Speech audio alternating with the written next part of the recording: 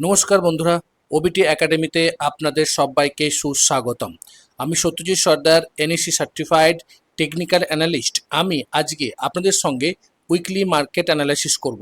মানে বিগত সপ্তাহে মার্কেট কী ধরনের নেচার দেখিয়েছে, আগামী সপ্তাহে মার্কেট কী ধরনের নেচার দেখাতে পারে, তারই উপরে আমরা বিশ্লেষণ করব মার্কেটের উপরে। ওকে, তো চলুন ভিডিওটা শুরু করি। তার আগে বলি, যারা এখনো পর্যন্ত আমাদের এই ইউটিউব চ্যানেলটিকে সাবস্ক্রাইব করেননি তারা সাবস্ক্রাইব করে নিন এবং সাবস্ক্রাইব করার পরে বেল আইকনটিকে অবশ্যই অন করে রাখবেন এই ধরনের ভিডিওকে দেখার জন্য। তো চলুন ভিডিওটা শুরু করি। ওকে, আমরা প্রথমেই দেখব কি ওয়ার্ল্ড মার্কেট। কিন্তু ওয়ার্ল্ড মার্কেটে যাবার আগে একবার দেখে নিই যুদ্ধের পরিস্থিতি কি। দেখুন, এখনো পর্যন্ত কিন্তু পুরোপুরি যে যুদ্ধ শান্ত হয়ে গেছে সেটা না।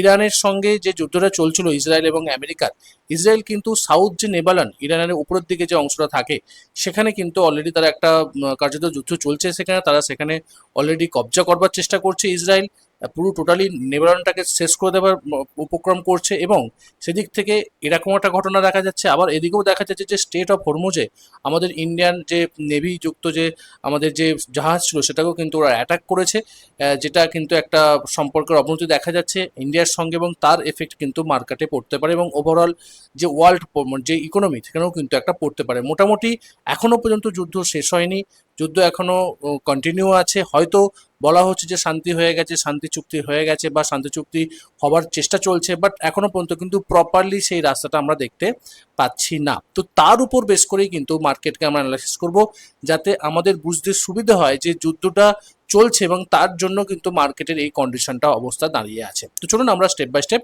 এক এক করে দেখার চেষ্টা করি। ওকে, প্রথমে আমরা কি দেখব? প্রথমে আমরা যেটা দেখি আমেরিকান মার্কেটের ডাউ জোন্সকে দেখার চেষ্টা করব। উইকলি টাইম ফ্রেম কি করেছে এই সপ্তাহে যদি আমরা দেখি, এই সপ্তাহে যে ক্যান্ডেলটা তৈরি করেছে এটা ডোজি ক্যান্ডেল, রাইট? দেখুন, পরপর 3 সপ্তাহ, প্রথম সপ্তাহ, দ্বিতীয় সপ্তাহ এবং তৃতীয় সপ্তাহ পরপর স্টেট একটা মুভ দিয়েছে। যেমন প্রাইস নিচের দিকে নেমেছিল, যেভাবে প্রাইস নিচের দিকে নেমেছিল ঠিক সেইভাবে প্রাইস উঠেছে। ওঠার পরে রেজিস্ট্যান্স লেভেলের কাছে এসে প্রাইস একটা ডোজি ক্যান্ডেল তৈরি করছে, ইনডিসিসিভ ক্যান্ডেল তৈরি করছে। এটা বোঝাচ্ছে যে ভাই স্ট্রংলি যে বায়ার্সরা ছিল তারা এই লেভেলে যেখান থেকে প্রাইসের ফল হয়েছিল সেই লেভেলে এসে সেলার্সরা যে অ্যাক্টিভ সেটা কিন্তু বোঝাবার চেষ্টা করছে। কারণ যেভাবে মার্কেট উপরের দিকে উঠেছে সেইভাবে কিন্তু এই জায়গাটা যেতে পারলো না, মানে এখানে মোমেন্টাম লস হয়েছে। ওকে, এখান থেকে প্রাইসের একটা সাময়িক ফল আসতে পারে।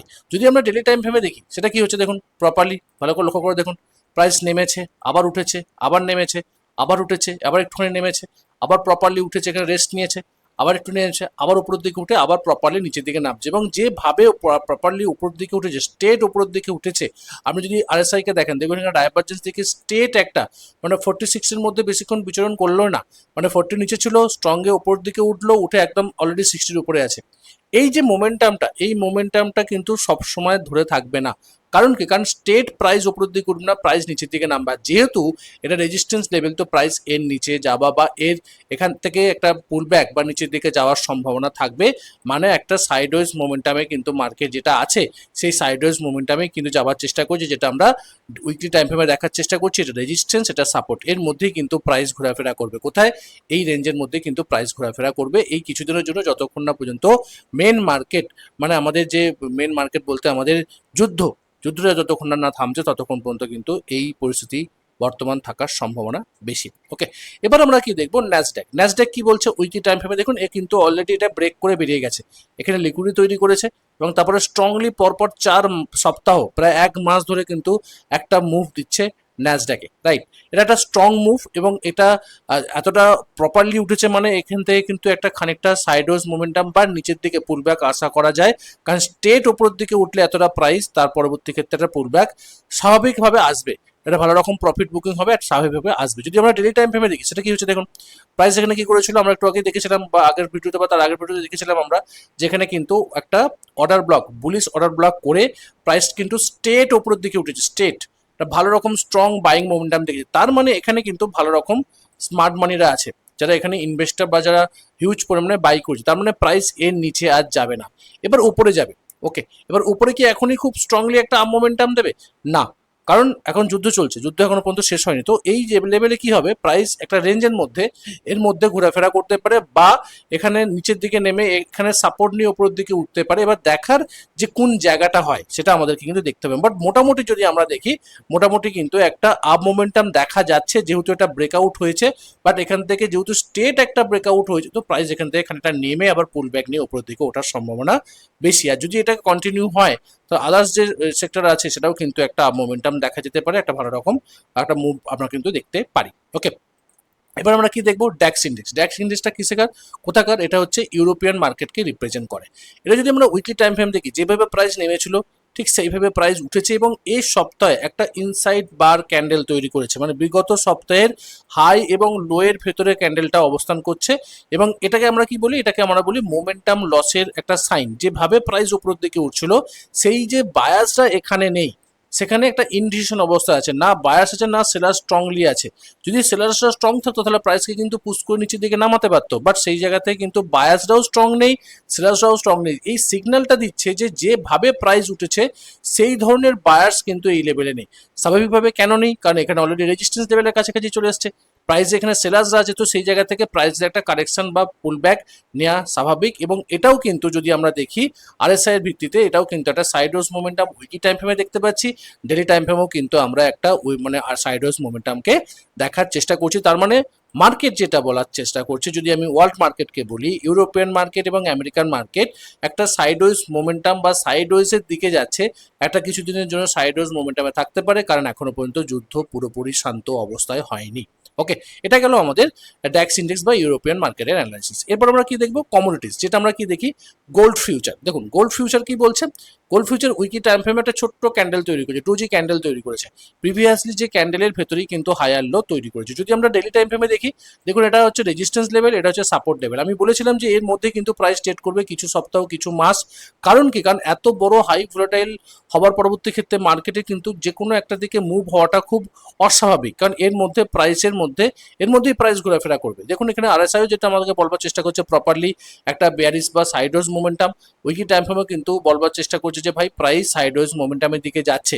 এবার কখন মোমেন্টাম আসবে, যখন এই হাইটাকে ব্রেক করবে। কখন মোমেন্টাম আসবে নিচের দিকে, যখন এটা ডাউন ট্রেন্ডে যখন যাবে, এই সাপোর্টটাকে ব্রেক করবে। বাট যেহেতু একটা রেঞ্জের মধ্যে আছে, প্রাইস এই রেঞ্জের মধ্যে থাকার সম্ভাবনাটা বেশি। ওকে, এবার আমরা দেখবো ফিউচার গোল্ড বা সরি ফিউচার, আমরা সিলভার ফিউচারকে দেখার চেষ্টা করবো। দেখুন এখানে কি হচ্ছে, উইকলি টাইম ফ্রেমে যদি দেখি, দেখুন এখানেও কিন্তু প্রাইস একটা টপ করেছিল বা একটা রেজিস্ট্যান্স লেভেল করেছিল, একটা সাপোর্ট লেভেল করেছিল। যখন প্রাইস নিচের দিকে নেমেছে, আবার একটু উপরের দিকে উঠেছে, আবার নিচের দিকে নেমেছে, আবার উপরের দিকে উঠে প্রাইস কিন্তু বেয়ারিশ ক্যান্ডেল করে নিচের দিকে নামছে। এবং সব থেকে বড় যে ব্যাপারটা, সেটা হচ্ছে এখানে কিন্তু বেয়ারিশ রেনশিপ করছে, যেটা এটা আমাদের সাইন দেয় যে ভাই প্রাইস একটা আপ ট্রেন্ডে ছিল, প্রাইস এখন সাইডওয়েজ মোমেন্টামে যাবার চিন্তা ভাবনা করছে। যেটা আমাকে কে দিচ্ছে, উইকলি টাইম ফ্রেম দিচ্ছে যে প্রাইস সাইডওয়েজে যাচ্ছে। অলরেডি কিন্তু সেটা আমরা ডেলি টাইম ফ্রেমে দেখতে পাচ্ছি যে প্রাইস কিন্তু এটা প্রপারলি বেয়ারিশ ক্যান্ডেল করে একটা রেঞ্জের মধ্যে প্রাইস কিন্তু আটকে গেছে। প্রাইস নামছে, আবার উপরের দিকে উঠছে, আবার নিচের দিকে নামছে, আবার উপরের দিকে উঠছে। বাট একটা জিনিস আমরা লক্ষ্য করছি যে এখানে কিন্তু হায়ার হাই তৈরি করতে পারছে না। তার মানে এখানে কিন্তু স্ট্রং বায়াসরা নেই, শুধুমাত্র সেলার্সরা আছে প্রাইসকে নিচের দিকে নামিয়ে নিয়ে যাওয়ার জন্য। এটা হচ্ছে লোয়ার হাই, রাইট? এটা হচ্ছে লোয়ার হাই করে, প্রত্যেকটা লোয়ার হাই করে প্রাইস নিচের দিকে নামছে। এবং যখনই এই সাপোর্টটাকে ব্রেক করবে, তখনই কিন্তু ফার্দার একটা ডাউন মোমেন্টাম সিলভার ফিউচারের ক্ষেত্রে আসতে পারে। বাট সেটা কিছুদিন পরে হতে পারে, বাট এর মধ্যেই কিন্তু প্রাইস থাকবে, এই রেঞ্জ আর এই রেঞ্জের মধ্যে কিন্তু প্রাইস থাকবে। এর উপরেও যাওয়ার সম্ভাবনা খুব কম, বাট নিচের দিকে যাওয়ার সম্ভাবনা আছে। বাট কবে যায় সেটাই হচ্ছে আমাদেরকে দেখতে হবে। ওকে, এটা কিন্তু আমাদের ফিউচার, সিলভার ফিউচারে কিন্তু একটা অ্যানালাইসিস। ওকে, আমরা সামনে যাওয়ার আগে, বিশেষ করে আমাদের ইন্ডিয়ান মার্কেটকে অ্যানালাইসিস করবার আগে, আমি আমাদের ওবিটি একাডেমির সম্বন্ধে দু একটা কথা বলতে চাই। আমাদের ওবিটি একাডেমির টেকনিক্যাল অ্যানালাইসিসের সহজ পার্ট আমরা সবার জন্য নিয়ে এসেছি, যাতে সবাই এটা বাই করতে পারে এবং এখান থেকে শিখতে পারে। শেখার আগ্রহ নিয়ে যারা আমাদের ইউটিউব চ্যানেলটিকে দেখে বা আমাকে ফলো করে, তাদের জন্য যারা স্ট্রাকচারাল ওয়েতে একটা স্টাডি করতে পারে, সেই সেই মানে আশাটাকে ফুলফিল করার জন্যই কিন্তু আমরা এই টেকনিক্যাল অ্যানালাইসিস সহজ পার্ট নিয়ে এসেছি। খুব কম প্রাইস, 49। যদি আপনি দেখেন 60 টাকা পড়বে আপনার প্ল্যাটফর্ম চার্জ নিয়ে। লাইফ টাইম ভ্যালিডিটি পাবেন, এখানে 41টা ভিডিও পাবেন, 2টো সুইং ট্রেডিং স্ট্র্যাটেজি পাবেন, একটা কমপ্লিট বিগিনার টু সুইং ট্রেডের কোর্স, রাইট? এটা আপনারা পাবেন। এবং যদি আপনাদের কোনো জিজ্ঞাসা থাকে, এখানে ফোন নাম্বার দেওয়া আছে 9477902945, এই নাম্বার আমাকে হোয়াটসঅ্যাপ করতে পারেন। অথবা আমাকে ফোন করতে পারেন, অথবা যদি ডাইরেক্ট আপনারা পারচেস করতে যান, লিঙ্ক কিন্তু ডিসক্রিপশনে দেওয়া আছে, সেই লিঙ্কে কিন্তু আপনারা ক্লিক করে ডাইরেক্ট পারচেসও করতে পারেন। জাস্ট 60 টাকা পড়বে।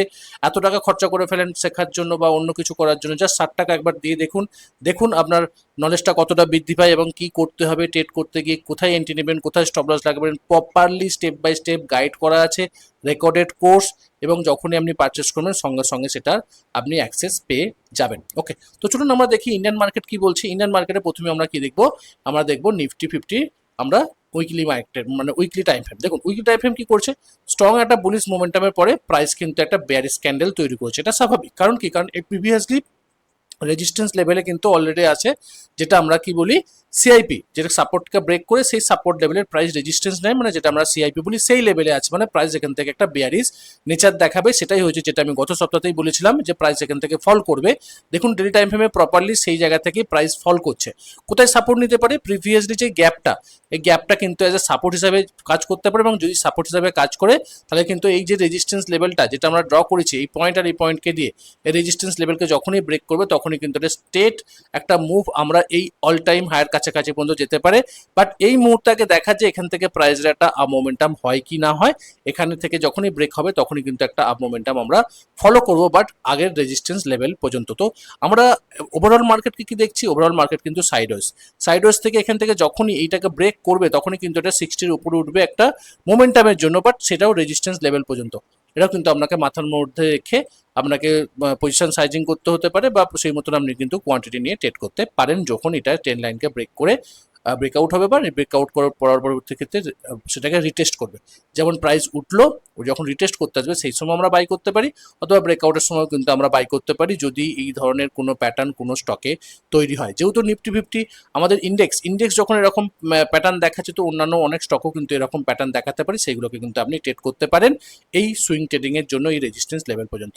ওকে, এটা কিন্তু আপনাকে মাথার মধ্যে রেখে অবশ্যই পজিশন নিতে হবে। এরপর আমরা দেখবো কি মিড ক্যাপ কি বলছে উইকলি টাইম ফ্রেম। দেখুন এও কিন্তু একটা বিয়ারিশ ক্যান্ডেল তৈরি করছে, কারণ এখান থেকে কিন্তু স্ট্রং একটা মুভ আমরা কিন্তু বিগত অল টাইম হায়ার কাছে পেয়েছিলাম, এবং সেটা ফলস ব্রেকআউট হয়ে প্রাইস কিছুক্ষণ এখানে হল্ট করার পরে প্রাইস নিচের দিকে নেমে যায়, এবং সেখানে কিন্তু বেয়ারিশ ক্যান্ডেল তৈরি হয়। উইকলি টাইম ফ্রেমে থেকে আমরা যদি ডেলি টাইম ফ্রেমের দিকে যাই, দেখুন এখান থেকে রেজিস্ট্যান্স নিয়ে নিচের দিকে নামছে।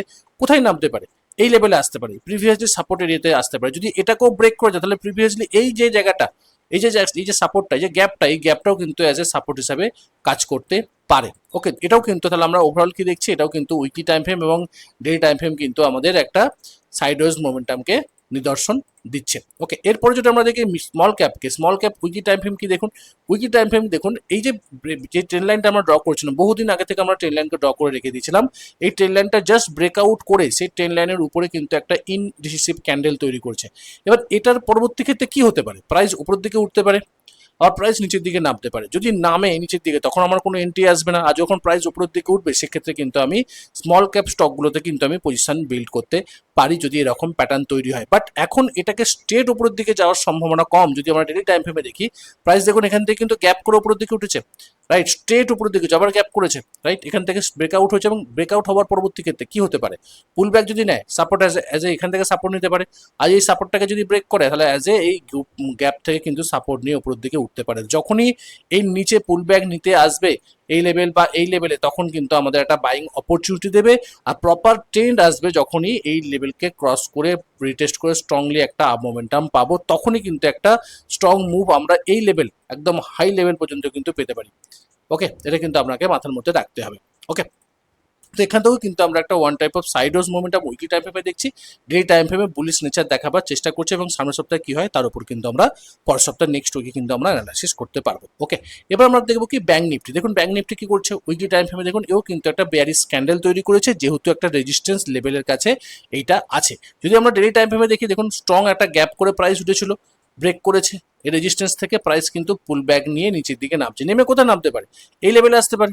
এখান থেকে প্রাইস সাপোর্ট নিয়ে যখনই উঠবে সেই জায়গা থেকে কিন্তু স্ট্রং একটা মুভ আমরা উপরের দিকে পেতে পারি।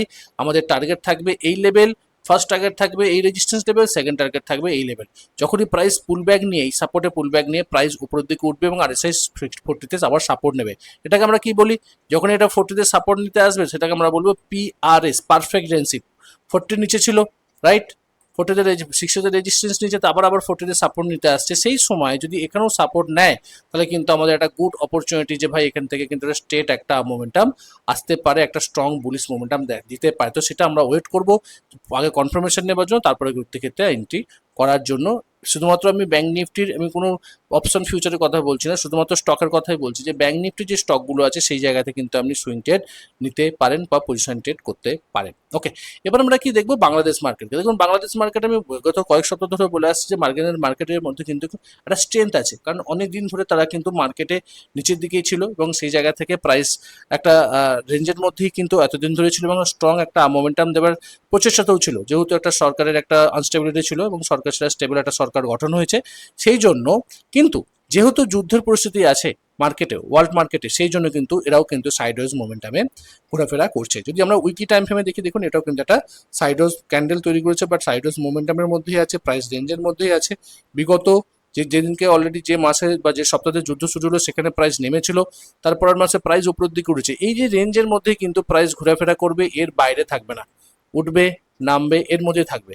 যদি আমরা ডেলি টাইম ফ্রেমে যাই সেক্ষেত্রে কিন্তু আমরা একটা প্যাটার্নকে লক্ষ্য করবো। দেখুন এটা একটা প্যাটার্ন তৈরি করেছে, যে প্যাটার্নটাকে আমরা বলি সিমেট্রিক্যাল ট্রায়াঙ্গেল, এবং যখনই এটা ব্রেকআউট ওপরের দিকে হবে তাহলে কিন্তু একটা স্ট্রং মোমেন্টাম এই লেভেল পর্যন্ত পেতে পারে, যে আগের রেজিস্ট্যান্স লেভেল পর্যন্ত কিন্তু আমাদের দেখতে যেতে পারে পসিবিলিটিস আছে এই রেজিস্ট্যান্স লেভেল পর্যন্ত যাওয়ার জন্য।